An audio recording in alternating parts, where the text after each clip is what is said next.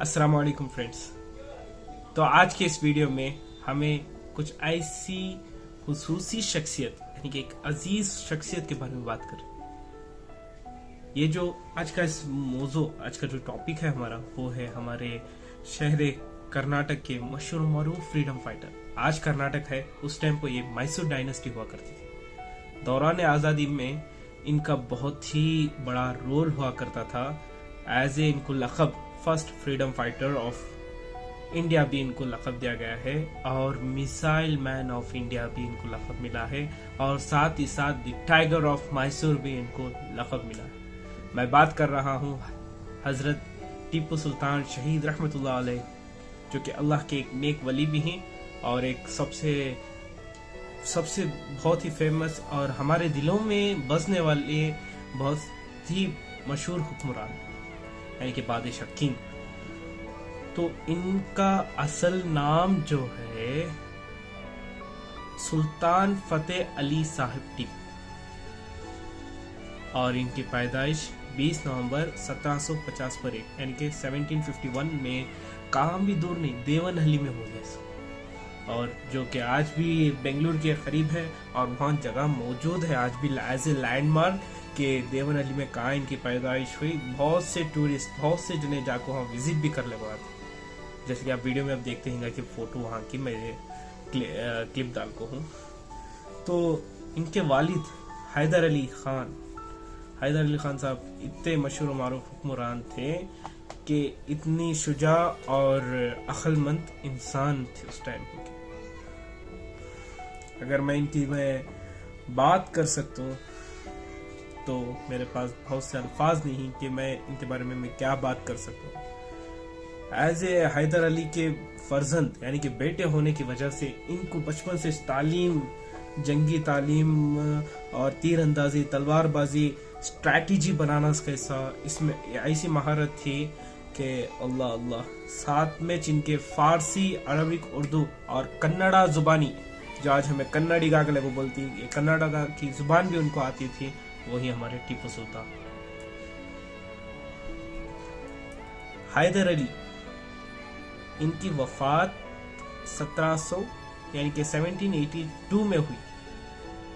हैदर अली की वफात यानी कि टीपू सुल्तान के वालिद की वफात 1782 में हुई। तो उसके बाद हजरत टीपू सुल्तान शहीद रहमतुल्लाह अलैह बादशाह बने उस वक्त के, और उनकी उम्र उस वक्त थी 30 पर 1 यानी कि 30 पर 1 साल के थे उस टाइम। और उनकी हुक्मरानी कुछ ऐसी थी, उन्होंने अपनी हुकूमत को इतना मजबूत बनाया था कि फौज को मॉडर्न बना दिया था। फौज में मॉडर्न वेपन्स लाना, नए नए तरीके, नए नए स्ट्रैटेजी, ऐसे तरीके के इनको कोई ब्रिटिश हरा नहीं सकी। बोलती नहीं, गद्दारी की भी बहुत बड़ी बात है, वो इसमें मैं बाद में बात करता हूँ। गद्दार अगर नहीं है तो इंसान हर एक पल कामयाब होता। खुद के दोस्त जब गद्दार हो जाती हैं, खुद के आदमी गद्दार हो जाती हैं, तो चलो इस मौजूद में बाद में बात करता हूँ, पहले ये बात करेंगे। फौज को इतना मॉडर्न बनाया था कि अपने वेपन्स लाए, देश की इकोनॉमी को, जो उनकी सल्तनत थी, उनकी इकोनॉमी इतनी स्ट्रांग थी कि कोई हरा नहीं सकते थे इनको। और अंग्रेजों की जंग की अगर मैं बात करूं तो अंग्रेजों की जंग में 4 अहम लड़ाई टीपू सुल्तान के अहम यानी कि सब मोस्ट इम्पोर्टेंट जो ही वो 4 लड़ाई एंग्लो मैसूर वॉर्स, जिसमें 4 पार्ट्स में डिवाइड हुई इस वॉर से सबको। Anglo Mysore war 1, Anglo Mysore war 2, Anglo Mysore war 3 और एंग्लो मैसूर वॉर 4, जो कि बहुत ही इम्पोर्टेंट पॉइंट है। दूसरी जंग के बाद यानी कि पहली जंग, फर्स्ट एंग्लो मैसूर वॉर के बाद दूसरी जंग हुई। उस टाइम को ट्रीटी ऑफ मंगलोर साइन कर ले, बिकॉज ऑफ जिसमें टीपू सुल्तान के दुश्मनों पर रोक कुछ ऐसा था कि इनका नाम सुनते ही अंग्रेज फौज को पसीने छूट जाते। लेकिन सबसे बड़ी जंग चौथी एंग्लो मैसूर वॉर, जो कि 1799 में, जो कि लेकिन सबसे बड़ी जंग 4th एंग्लो मैसूर वार, यानी कि चौथी एंग्लो मैसूर वार जो है 1999 में हुई, 1799, जो कि बहुत ही खतरनाक जंग हुई थी। यानी तो ये गद्दारी की वजह से इनको हारना पड़ा उस जंग से, जो कि अंग्रेज जिसमें आपको मराठास और हैदराबाद के निज़ाम जो ही इन्हों हाथ मिला ले थे ब्रिटिश से, क्योंकि टीपू सुल्तान को हराना नहीं तो तुमना भी उन्होंने कब्जा कर लेती।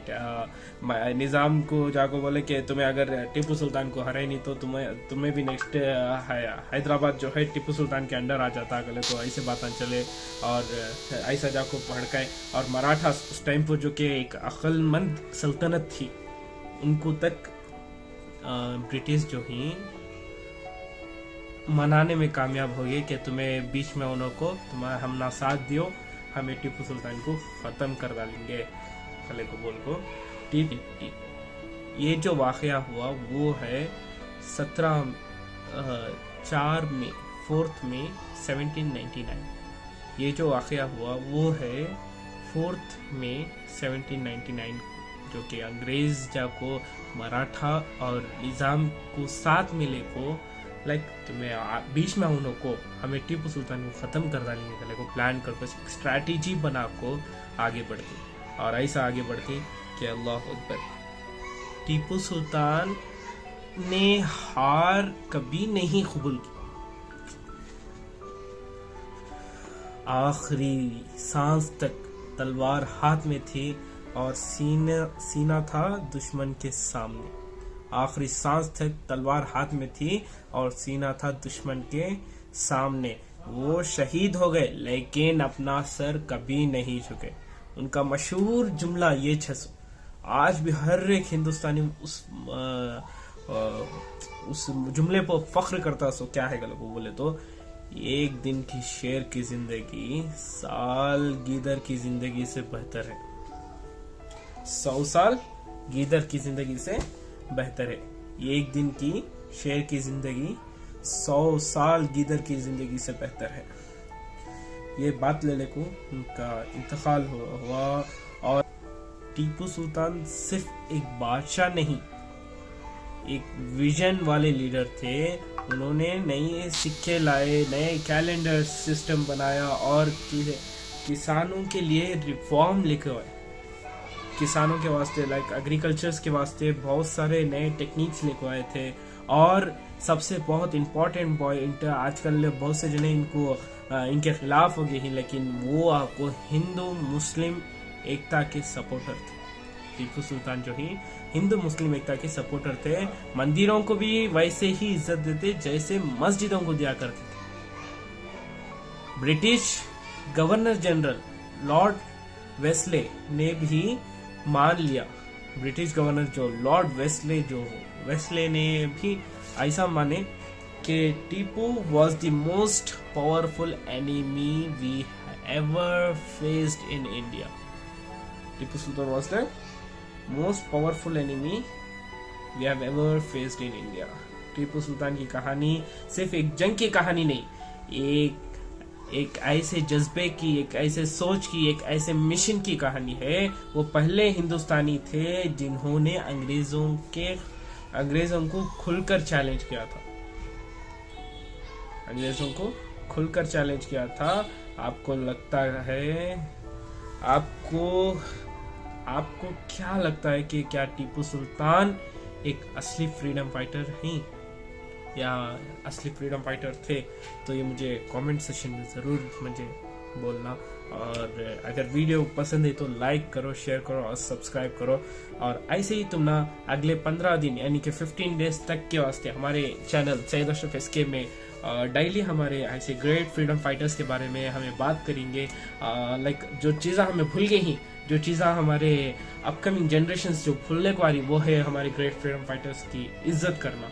आजकल कौन भी 4 अल्फाज नहीं सीखते कि खुद को महान समझने, तो वी नेवर फॉरगॉट कि उन्होंने कितना सैक्रिफाइस करने के बाद हमें आज इस मुकाम पर पहुँचे कि इतना डेमोक्रेटिक हमारा कंट्री मिला है।